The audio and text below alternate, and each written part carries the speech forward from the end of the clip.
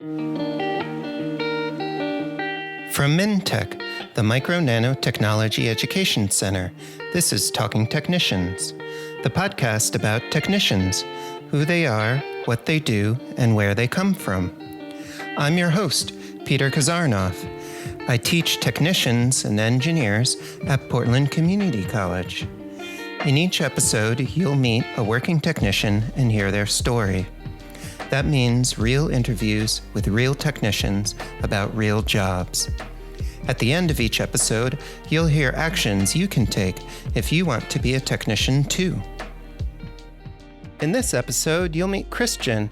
Cristian works at the Crest Institute of Science in Monrovia, California. Cristian, welcome to Talking Technicians. Thank you, Peter. It's a pleasure to be here. Thank you so much for coming. So where do you live and how long have you been there for?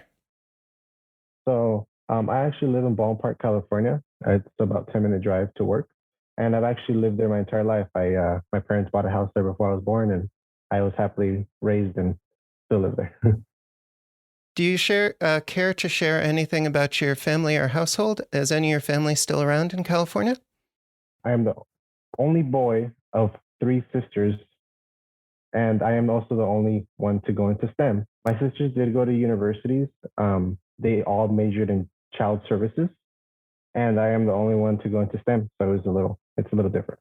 And tell me about where you work. What is the Crest Institute of Science, and what do you do there? Yes, so the Crest Institute of Science is a pretty elaborate lab. We have a lot of different laboratories, from a chem analytical lab to all the way to imaging prep, where I work. Crest is an up-and-coming company. I feel like we have a lot of potential that people don't know how to really reach yet. And we have a lot of services that we can provide to universities or other smaller laboratories that I feel like a lot of people don't know our capabilities yet. And what's your job title? What do you do day to day at work? Yeah, so my job title here is actually an electron microscopist. I am in charge of running the imaging core. Some of the day-to-day tasks that entails is as simple as me coming in and cutting sections all day. Tell me about sectioning. You said that you section specimens. What does that mean, and how thick are they? Yeah, so I am cutting sections that are tissues most of the times. Not always tissues. We also do other samples, but currently with my project, I receive fruit fly tissues, and those are actually dissected to a certain section of the fruit fly that we are trying to look at. And so I get that, I dehydrate it, I stain it with heavy metals, and then I embed it in resin. And once that resin is ready, it takes about a week. That's about a week and a half process, 10 days usually. And so once that is done, the block is, of course, a regular resin block that we're able to manipulate. I cut the block to the edge of the tissues, and then that's when I can start collecting sections, because the tissues that we get are only about 10 millimeters thick or long. So there's not a lot of room for error. So a lot of the times, these resin blocks, we only have about 10 tissues. So that's only a total of like 100 millimeters in total of tissue that we're actually able to work with. So once the resin is ready, I actually have to, it's quite a process to get to the tissue. Once I get to the tissue, then I start cutting sections that are about 60 nanometers thick. I cut 60 nanometer thick sections. Once those 60 nanometer thick sections have the tissues that are required for me to image, then those tissues are put onto block grids that are pre-coated with a form bar. Form bar is also made here, and the form bar is kind of a simple thin plastic that is actually meant to hold the sections onto the grid. And once all that is ready, of course, I have to stain it again, because these sections are so thin that light electrons actually pass right through them. And if we don't have any heavy metals on these sections, the electrons pass right through, and we're not able to detect the heavy metals, and that's actually how we get our image. You mentioned that you were an electron microscopist. What is an electron microscopist, and what is an electron microscope? Electron microscopists usually work with microscopes that use electrons to acquire an image.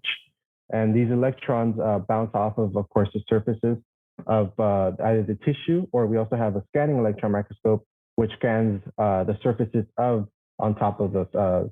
Most of the time, that's insects that we look at to use for this scanning electron microscope. And what I use to look at the sections that are 60 nanometers thick is called the transmission electron microscope. So these are two different machines that we actually have in house. And so the transmission electron microscope is what I use more on a day to day. So that one actually is in a high pressure vacuum.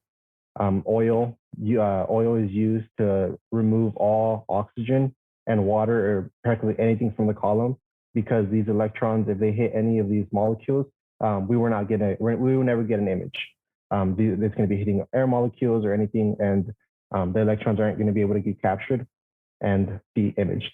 So then in the scanning electron microscope, that one's actually more for materials. We use that one a lot for catheters and stuff like that. People that want to see the surfaces or how exactly something is being made, and they want to make sure that, okay, this is exactly what we're looking at, or this is exactly what the surface should look like.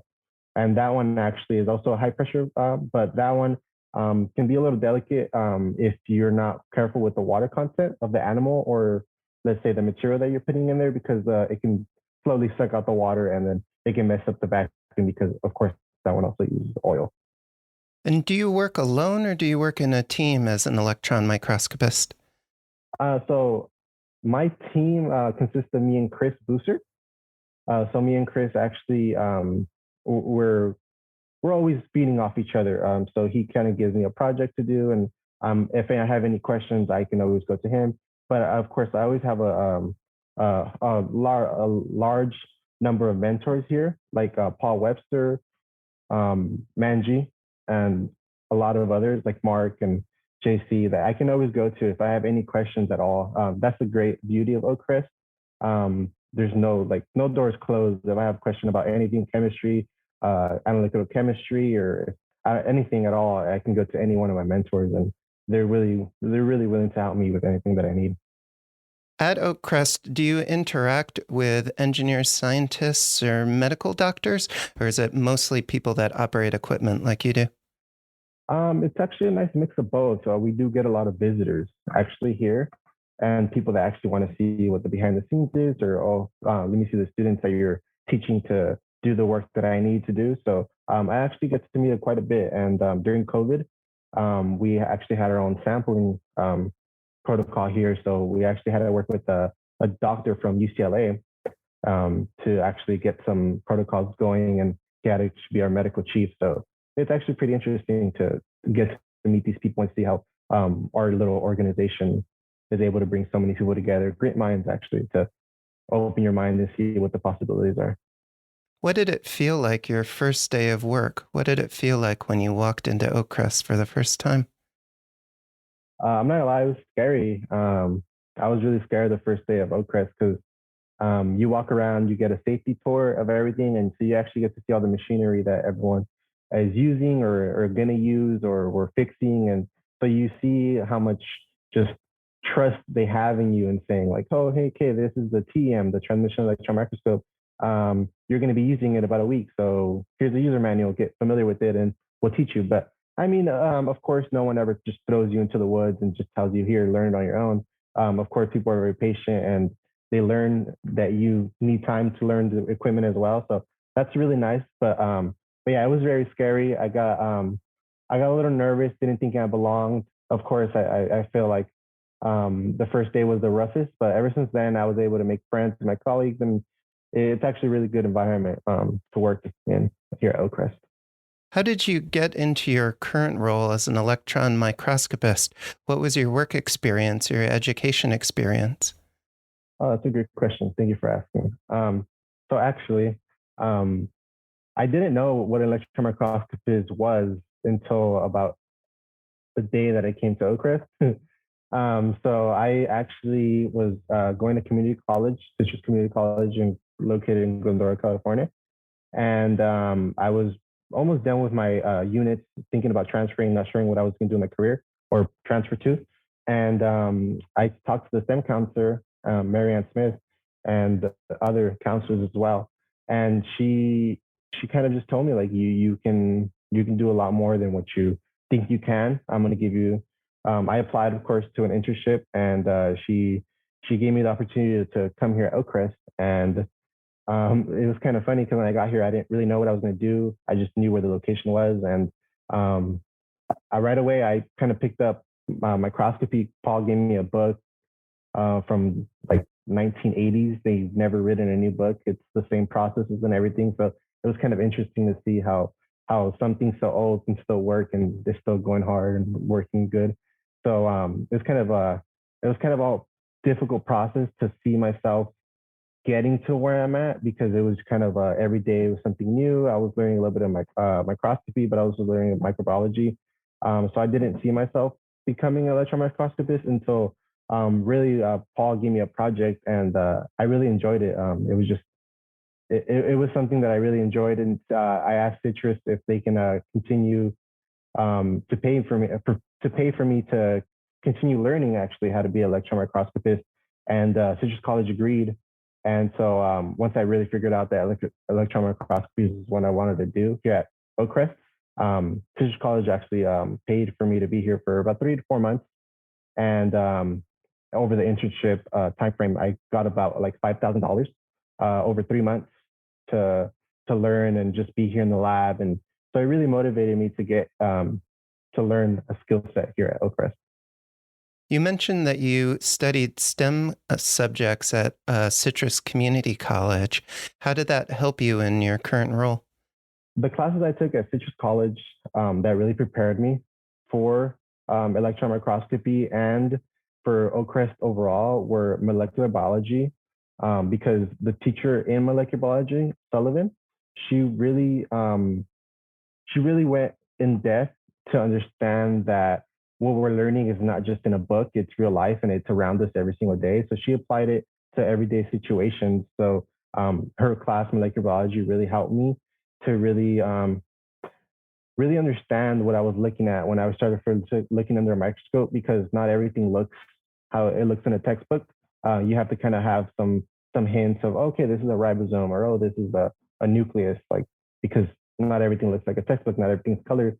But she did a really good job actually of giving us slides and being like, oh, look at this slide. This is how it's going to look in the real world. So that really it really piqued my interest, and it really led me into going into more STEM classes. And then of course I took anatomy here there at Citrus College, and that made me more intrigued about the human body and how we work.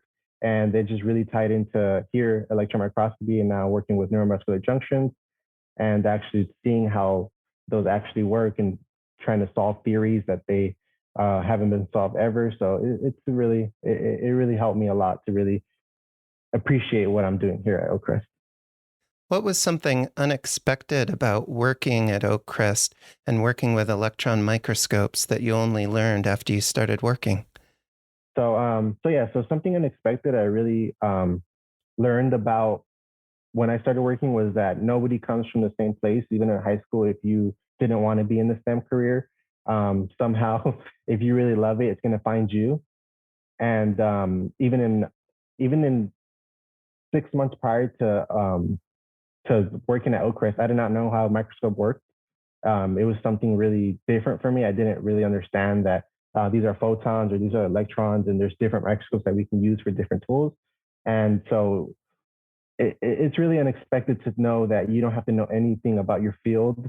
And within 6 months to 3 months, you can be published and actually do something if you really put hard work into it and your effort into it every single day.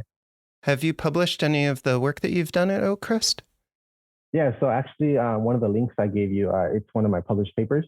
And recently, I actually finished another publication with Karen Chang in USC. So, but that one's still being revised and everything. So, but yeah, so officially I have one, and then I have another one waiting, almost close.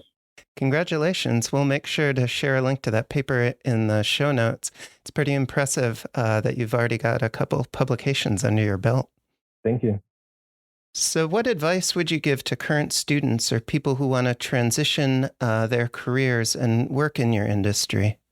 I would say to get some hands-on experience first and know that a lab is really what you want to work in.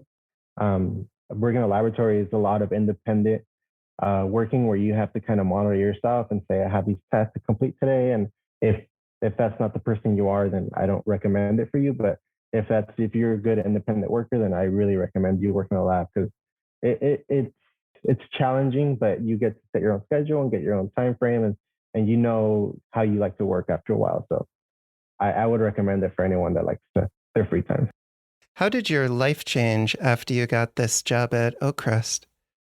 So my life actually changed dramatically. I used to work at Pizza Hut. I used to work delivering pizzas and moving furniture, and I used to have all kind of odd jobs. So working in a lab really put some stability in my life and really helped me realize that I don't always have to be working so hard to just get a couple dollars, and it's better to get some education and earn money the right way. Cristian, do you have any final call to action if people resonate with your story? I just really want them to give science a try. A lot of people say, especially growing up in a Hispanic household, people say science is hard or it's impossible or it's something that you can't do. And people need to understand that the only careers is a doctor is not only a dentist or a pharmacist. Like there's a lot of other lab jobs and lab technicians that love their job, love what they do, work with bacteria, work with microscopes, and it just open your eyes and you can find something in science that you love as well. Cristian, thank you so much for being on Talking Technicians and sharing your story with us. Thank you. Bye now. Have a great day.